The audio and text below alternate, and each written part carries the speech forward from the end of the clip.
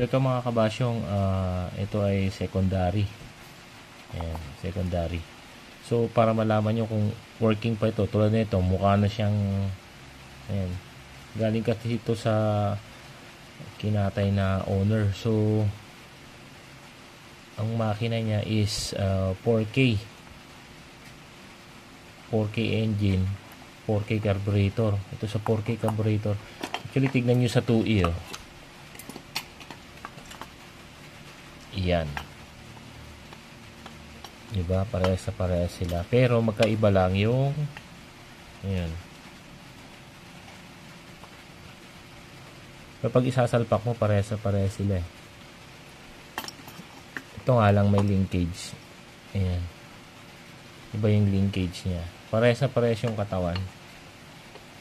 Pero iba yung linkage. Ayan. Ito kasi bilog. Ang 4K ito, ha. Ito, para malaman na gumagana, ayan, ganyan. Ginagawa ko. Press yun, then hold. Ayan. Tapos pag binitawan, sabihin, good. Ang daanan pala ng hangin is ito. Ayan. Ng vacuum yan. Pag yan barado, hindi talaga magbubukas yung secondary nyo. So, ang ginagawa kong tinutusok ko yan ng hibla ng wire, ganyan. Tinutusok ko yan. Yan. Yan. Oh, so, good. Eto, pag barado yan, hindi magbubukas ito kasi hindi siya hihila. Hihilahin yan, eh. Gagawin. Naka-connect yan ng vacuum tube. Yan. Oh, make sure na hindi pilipit, hindi na ipit. Yan. Pag ipit kasi yan, wala. Useless. Kaya dapat ganyan yan. Saan nga ba yung butas niyan? Dalawa yan. Ito. At saka ayun. Sa primary. Yan. Tapos sa secondary.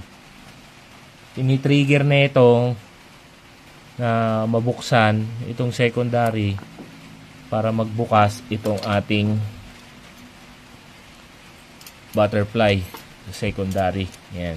O, tingnan nyo, wala siyang ganyan lang siya. Ito siya. Yan. Dito nakakabit yun. Pag na-rev mo, sabay bubukas yan. Yan. Yan. O, kahit i-rev mo ng i-rev, o, tingnan mo. Ganun lang siya. Yan. Tapos, halimbawa, sira yung secondary nyo. Hindi bumubukas. Hindi siya bubukas, o, tingnan nyo. O. Tingnan ko, ha. Ako rito. Ganun lang siya. Yan. Kakonti. Not like kapag may vacuum supply. Maximum. Magbukas siya. Oh. So, full power. Bibigyan ka ng full power. Ayan. So, ayan yung mga titignan nyo. Kapag yung takbo nyo nakukulangan kayo sa pagdating na bumibira na kayo ng resera. Tapos, ang bagal-bagal nyo pa rin. Tignan nyo na to. Ito ang check nyo. Tsaka yung linya nyan. Yan. Yan ang vacuum source nyan. Yan. Ito. Yan dalawa na yan. Malalaman nyo pag binugahan nyo ng WD-40 or spray. Lalabas dyan. Pero maganda WD-40 eh. Pag spray nyo ganun, makikita nyo sumirit na dalawa. Ibig sabihin, good. Pero pag nakita nyo na isa lang,